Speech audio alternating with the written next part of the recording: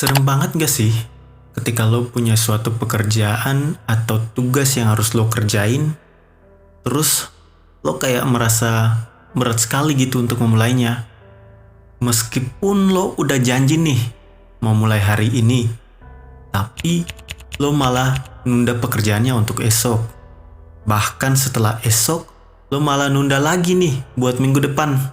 Katanya biar mulai di awal minggu aja deh, biar lebih fresh gitu. Atau mungkin lo punya tugas yang harus dikumpul minggu depan. Bukannya dikerjain setelah dapat tugasnya, lo malah nunda sampai udah deadline-nya dulu baru lo kerjain. Padahal kan lo sendiri juga tahu bahwa perilaku tersebut tidak baik untuk jangka panjang dan yang pastinya dapat menyebabkan pekerjaan lo tidak maksimal.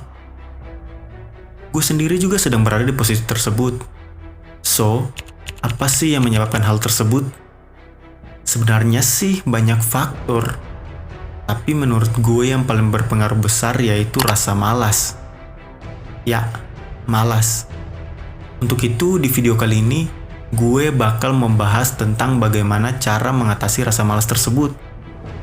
Agar diri lo dapat lebih produktif lagi ke depannya. Dan yang pastinya juga, hal tersebut dapat berpengaruh untuk masa depan dan impian lo pada. So, tonton video ini sampai habis, biar lo bisa dapat keseluruhan insight-nya.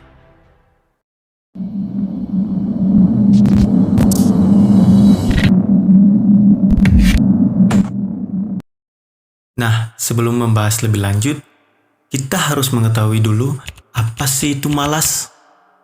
Pengertian malas sendiri menurut KBBI adalah tidak mau bekerja atau mengerjakan sesuatu.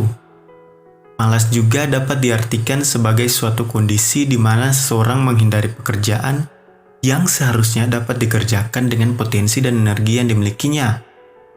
Malas juga sering diartikan dengan dua perilaku, yaitu menunda-nunda dan berdiam diri tanpa melakukan apa-apa. Dilansir dari Psych Central, setidaknya ada 8 suara kemalasan yang dapat mempengaruhi perilaku seseorang, yaitu seperti tabel berikut. Nah, setelah lihat tabel ini, kira-kira lo ada pada nomor berapa nih? Atau lo bisa simpan aja tabel ini sebagai pengingat biar lo nggak pada malas lagi. Sebenarnya rasa malas sendiri jika dibiarkan saja akan sulit dihilangkan. Dan bisa saja hal tersebut dapat menjadi sebuah kebiasaan baru lo nantinya. Pasti pada nggak mau kan? Oleh sebab itu, ada beberapa cara untuk dapat mengatasi rasa malas tersebut. Tapi di video kali ini, gue bakal membahas salah satunya aja. Soalnya kalau gue membahas semuanya, nanti bakal kepanjangan ini videonya. Oke, cara atau teknik yang bakal kita bahas kali ini berasal dari negara yang sangat terkenal dengan masyarakatnya yang rajin, yaitu Jepang. Salah satu cara yang dapat dilakukan oleh orang Jepang ketika sedang mengalami rasa malas dan ingin mengatasi hal tersebut, yaitu menggunakan teknik Kaizen. Teknik Kaizen sendiri merupakan istilah yang diperkenalkan melalui buku Kaizen oleh Masaki Imai. Kaizen sendiri berasal dari dua kata, yaitu Kai yang berarti perubahan dan Zen yang berarti kebijaksanaan. Dengan kata lain, teknik Kaizen merupakan perubahan dalam hidup yang dapat dicapai secara perlahan dengan penuh kebijaksanaan. Kaizen juga dapat diartikan dengan teknik perbaikan. Jika kita artikan lebih luas, maka teknik ini merupakan suatu teknik untuk melaksanakan perbaikan terus-menerus demi kemajuan dalam kehidupan baik pribadi, keluarga, kerjaan, maupun sosial. Lalu, bagaimana sih caranya agar lo dapat menerapkan teknik ini? Perlu diketahui bahwa Kaizen sendiri dikenal dengan prinsip 1 menit untuk perbaikan diri, di mana kita mendedikasikan selama 1 menit setiap harinya untuk sebuah kegiatan. Contohnya lo suka membaca buku, maka lo harus fokus selama 1 menit untuk melakukannya setiap hari pada waktu yang sama secara konsisten. Atau mungkin buat lo yang pengen badannya kayak binaragawan misalkan, maka lo harus fokus selama 1 menit untuk push up atau sit up dan sebagainya setiap hari pada waktu yang sama secara konsisten.